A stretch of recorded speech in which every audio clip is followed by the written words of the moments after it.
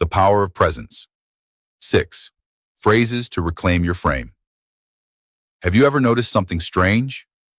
You try as hard as you can to start a conversation with a woman or a group of men, and the harder you try, the faster it dies.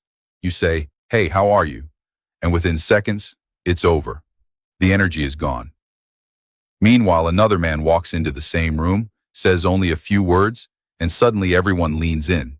It's not that he's funnier. It's not that he's better looking. It's something deeper. When that man speaks, his words have weight. Today, I'm going to share 6 phrases that attract anyone. And I want you to stay with me because the 4th one is the most misunderstood by men today. Once you master it, you'll feel an immediate shift in how your woman and your peers respond to you. In the lead protocol, we call this presence over performance. Most men are performing. A leader is simply present. Attraction isn't about talking more. It's about saying less, but meaning every syllable. These aren't social tricks. They are reflections of your character, your curiosity, and your boundaries. 1. Tell me more about that. 4 simple words that open doors most men never even see. Look at how most men communicate. They hear someone share a dream or a struggle, and they instantly turn it into a competition. They say, "Oh yeah, I did that too." Or, "Here is what you should do." The spotlight snaps back to their own ego. But when you look a woman in the eyes and say, "Tell me more about that," and then you actually stop talking, you create something rare, real attention. People don't remember you because you were interesting. They remember you because they felt valued around you. This is how you lead a conversation, by providing the space for others to be seen. 2. I don't know. 3 words that almost no man has the courage to say. When someone asks you about a topic you don't understand, your masculine ego's instinct is to pretend, to sound smart, or to give a vague answer to save face. But pretense leaks. People can smell insecurity from a mile away. Trust drops. Now imagine a man who calmly says, "I don't know." No apology, no excuses, just total clarity. Real knowledge begins where arrogance ends.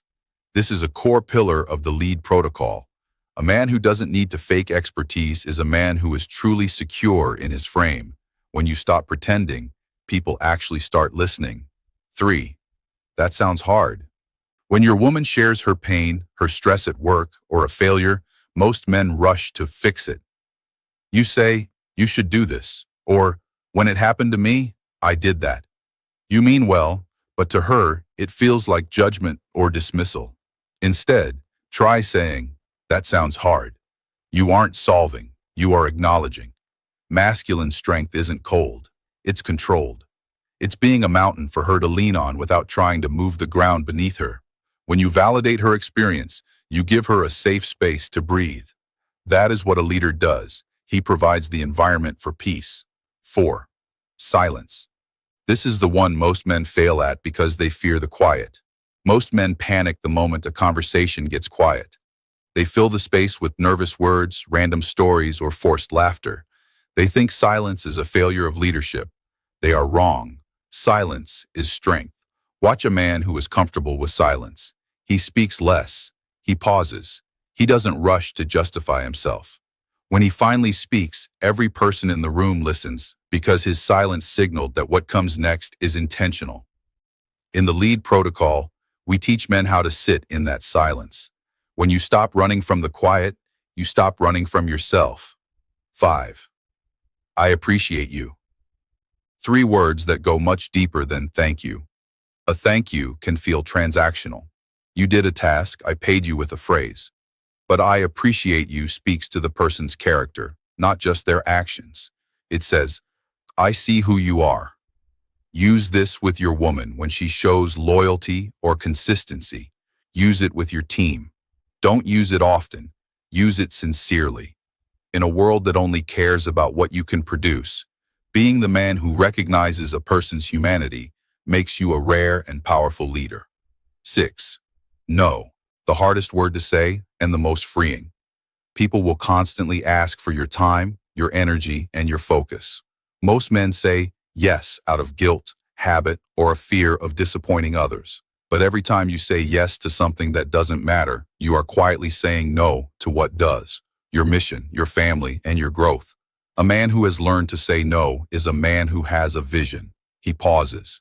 He considers. And if the answer is no, he says it calmly, with no long explanation. When your no is real, your yes becomes powerful. Conclusion: the sovereign presence. These phrases work because they aren't a performance. They are a presence. To be a man of value to society, you must be curious enough to listen, humble enough to admit when you don't know, and strong enough to protect your time with a no.